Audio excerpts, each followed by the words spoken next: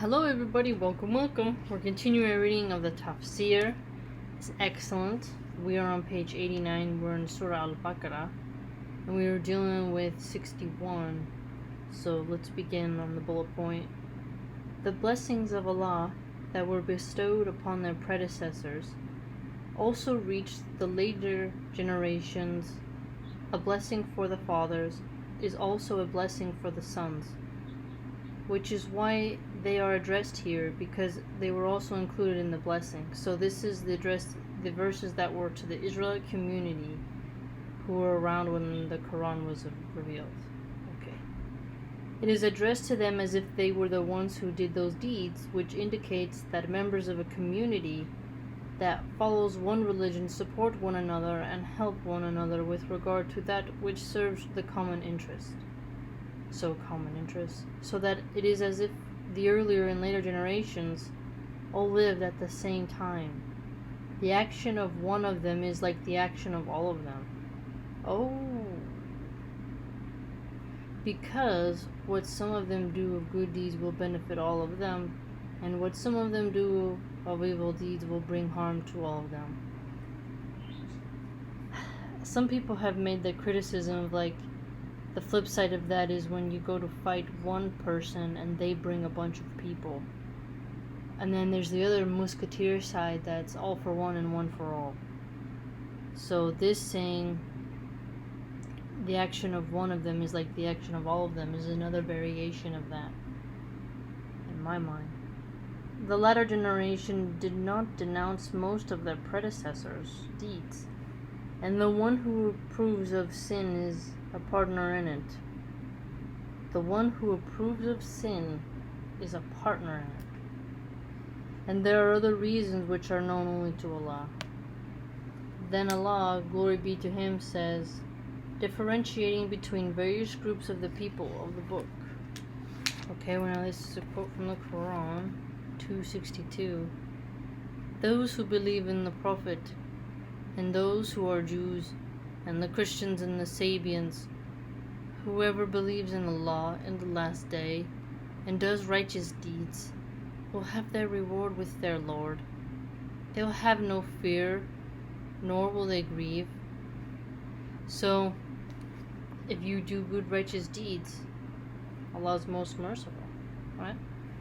The ruling applies to the people of the book only, because the Sabians, according to the correct view, are one of the Christian sects.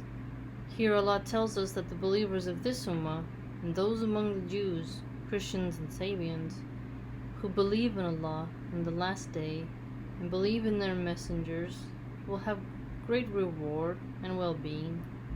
They will have no fear, nor will they grieve. As for those among those communities who disbelieve in Allah and His messengers in the last day, they will be in the opposite state, that of fear and grief. Okay, so Sabians, I don't remember much about the Sabians. I didn't realize they were considered under the umbrella of Christianity, so we just learned something right there.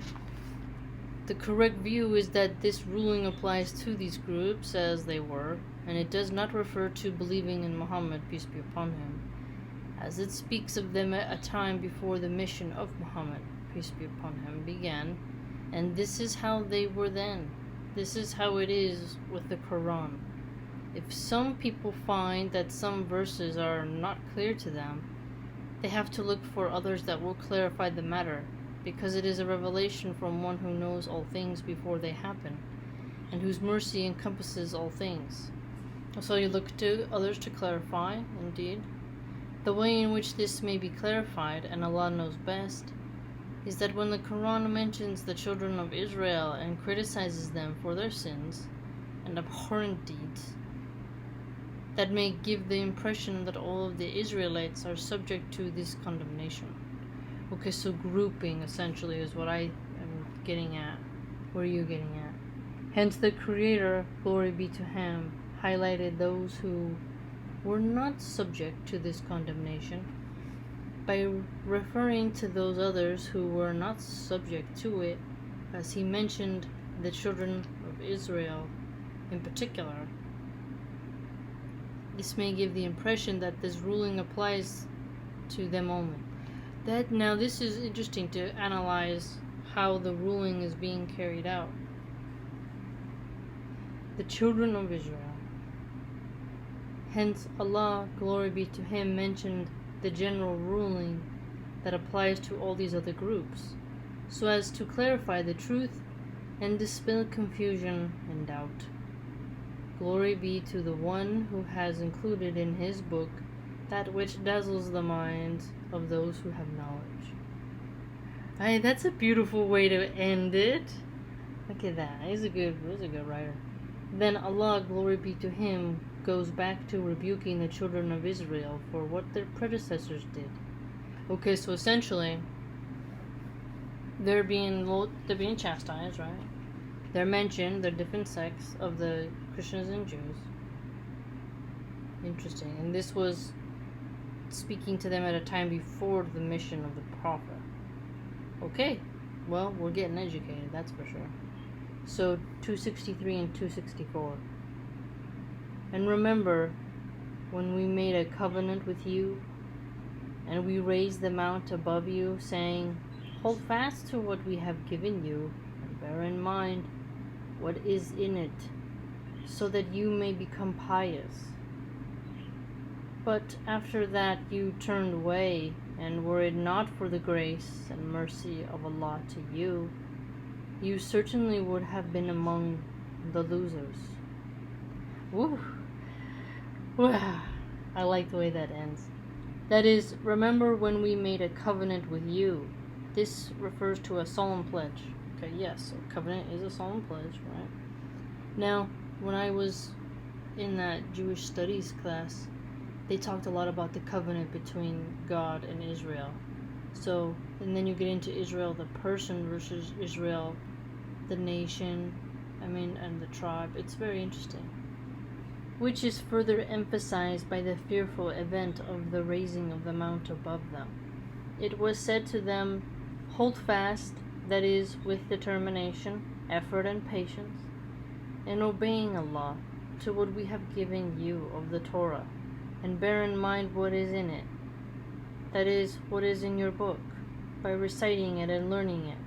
So, again, there's another emphasis on learning your religion and concentrating on it, so that you may become pious, fearing the punishment and wrath of Allah.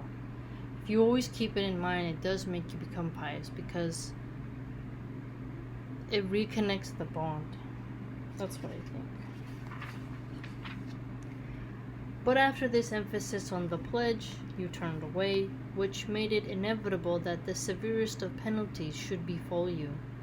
And were it not for the grace and mercy of Allah to you, you certainly would have been amongst the losers. So you're not gaining, right? Nothing helping you gain something better in the hereafter. You're getting a deduction. Surah Baqarah 265, 266.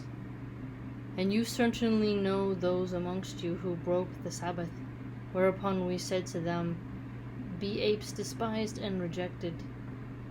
So we made their fate an example to their own generation, and to those who came after them, and a lesson to those who fear Allah.